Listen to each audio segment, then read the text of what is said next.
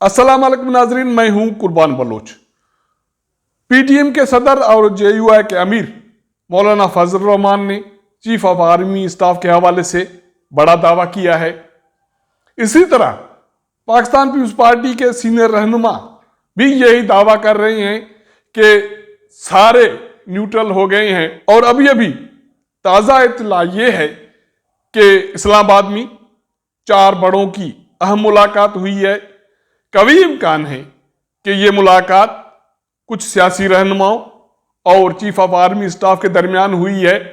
अगर सारी रियासती इदारे और उनके सरबराह मौलाना फजल रहमान की दावा के मुताबिक और पाकिस्तान पीपुल्स पार्टी के रहनुमाओं की दावा के मुताबिक न्यूट्रल हो चुके हैं, तो क्या वजीर आज़म इमरान खान आखिरी हाथ पांव लगा रहे हैं और रेड जोन में सिंध हाउस पर उनके कारकुनों की तरफ से जो धावा बोला गया है, क्या ये सिस्टम को लपेटने की कोई साजिश है या कोशिश है?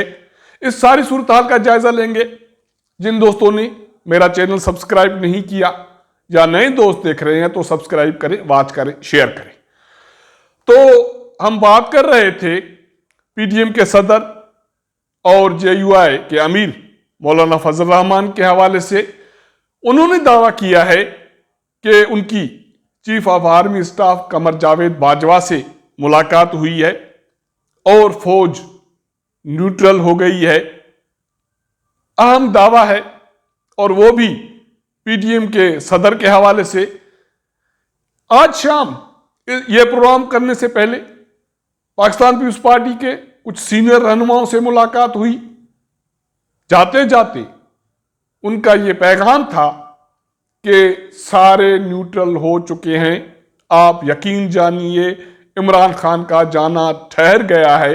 और कभी इम्कान ये है कि एतमाद के वोट से पहले वजीर आज़म इमरान खान इस्तीफा दे दें और यही सूरत हाल पंजाब में ओस्मान बुज़दार की हो सकती है।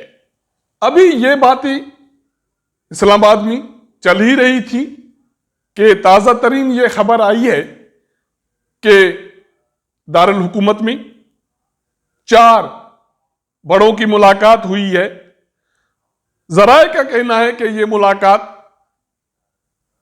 मौजूदा जो डेडलॉक है या इस्लामाबाद के माहौल में कशीदगी है, वज़ीर आज़म इमरान खान की तब्दीली के हवाले से, आदम इत्माद की तहरीक के हवाले से और पीटीएम के साथ साथ तहरीक इंसाफ की तरफ से 27 मार्च को डी चौक पर जलसा मुनक़द करने के हवाले से इसको रिजॉल्व करने के लिए 4 बड़ों की इस्लामाबाद में अहम मुलाकात हुई है। और कभी इम्कान ये दिखाया जा रहा है कि इस मुलाकात में चीफ ऑफ आर्मी स्टाफ भी मौजूद हैं और उसके साथ साथ कुछ सियासी रहनुमा इस मुलाकात में शामिल हुए हैं, जिसका मकसद मौजूदा हालात को ठीक करना है और पुरअमन तरीके से तब्दीली के अमल को पाया तकमील तक पहुंचाना है। लेकिन दूसरी तरफ तहरीक इंसाफ के लोग वजीर आज़म इमरान खान ये दावा कर रहे हैं कि वो मुकाबला करेंगे। वजीर आज़म इमरान खान ने दिन में अहम इजलास किए हैं। कल उन्होंने बनीगाला में एक और अहम इजलास तलब किया है, जिसका मकसद मौजूदा हालात को फेस करना है, उनको हैंडल करना है। लेकिन अपोजिशन के जराए बताते हैं कि बाल वज़ीर आज़म इमरान खान के कोर्ट से निकल चुका है और अब वो हाथ पांव मार रहे हैं अपने आप को बचाने के लिए। और अगर वो न बच सके तो उनकी ये कोशिश है कि इस सिस्टम को लपेटा जाए। इसी तनाजुर में तहरीक इंसाफ के कारकुनों ने सिंध हाउस पर हमला किया, यलगार किया। 1 मरतबा नहीं, 2 मरतबा यलगार किया गया। पहली मरतबा कुछ कारकुन सिंध हाउस पहुंचे और उन्होंने तोड़फोड़ करने की कोशिश की, नाराबाजी की, लोटे ले आए। इस्लामाबाद पुलिस ने उनको वापस भेज दिया। थोड़ी देर के बाद कराची से ताल्लुक रखने वाले 2 MNA फहीम खान और अताउल्ला की सरबराही में तहरीक इंसाफ के कारकुन दोबारा सिंध हाउस पहुंचे।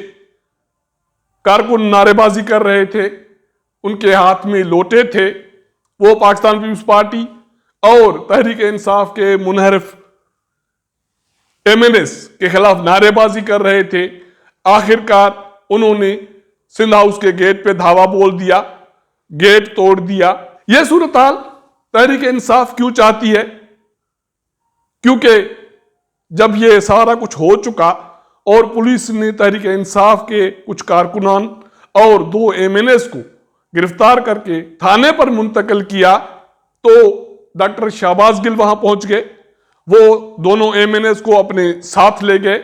बाकी कारकुनों के खिलाफ FIR दाखिल हो चुकी है और उनके खिलाफ कानूनी कार्रवाई हो रही है। यह सारा कुछ कौन करवा रहा है? क्या इमरान खान इस सूरत हाल से बाखबर हैं या तहरीक इंसाफ में मौजूद कुछ लोग इस सारे सिस्टम को लपेटना चाहते हैं? यही वजह है कि कारकुन मुश्तल थे, वो रेड जोन में दाखिल हो गए। उन्होंने सिंध हाउस पर धावा बोला, वहां गाड़ियों को रोका गया। सिंध हाउस में शर्जील मेमन मौजूद थे और उसके साथ साथ कुछ और अरकान मौजूद थे।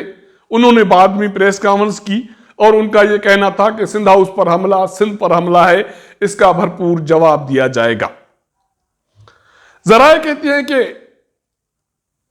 वजीर आज़म इमरान खान अभी तक अपने इस फैसले पर बज़िद है कि वो मुकाबला करेंगे, लेकिन अपोजिशन को ये यकीन है कि वज़ीर आज़म इमरान खान वक्त आने से पहले इस्तीफा दे देंगे।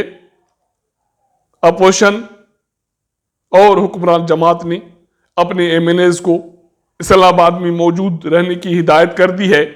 कभी इम्कान है कि 21 मार्च को कौमी असम्बली का इजलास मुनक़द होगा। हिज़्ब इख्तिलाफ ने, पाकिस्तान पीपल्स पार्टी हो, नून लीग हो, JUI हो या बाकी जमातें, उन्होंने अपने अरकान को ये हिदायत की है कि वो 21 मार्च को पहले दिन जो इजलास हो उसमें अपनी मौजूदगी को यकीनी बनाएं। उसकी वजह यह है कि अपोजिशन समझती है कि हुक्मरान जमात कौमी असम्बली के पहले दिन कोई भी एडवेंचर कर सकते हैं, मिस एडवेंचर कर सकते हैं, कानून साजी हो सकती है, जिसको रोकने के लिए जरूरी है कि हिज़्ब इख्तिलाफ के सारे अरकान कौमी असम्बली में मौजूद हो। सूरत हाल इस्लामाबाद में कशीदा है। तहरीक इंसाफ के कुछ लोगों की ये कोशिश है कि अगर इमरान खान जाता है तो उसके जाने से पहले ये सारा सिस्टम लपेट दिया जाए, लेकिन रियासती इदारे और सियासी रहनुमाओं की ये कोशिश है कि इस सिस्टम को बचाया जाए और जो कशीदगी है उसको कम किया जाए।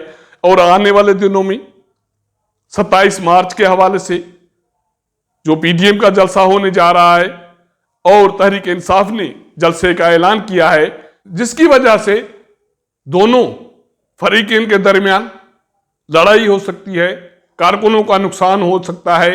इसे हवाले से चौधरी शुजात हुसैन ने भी सबको खबरदार किया है, लेकिन अभी तक फरीक़ैन अपने मौक़िफ़ पर बज़िद हैं। अब देखना यह है कि सूरत हाल कहाँ ठहरती है, कहाँ थमती है।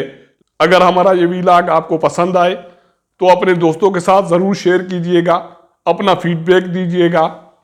आपके साथ मुलाकात होगी अगले प्रोग्राम में, तब तक इजाज़त दीजिएगा। अल्लाह हाफ़िज़।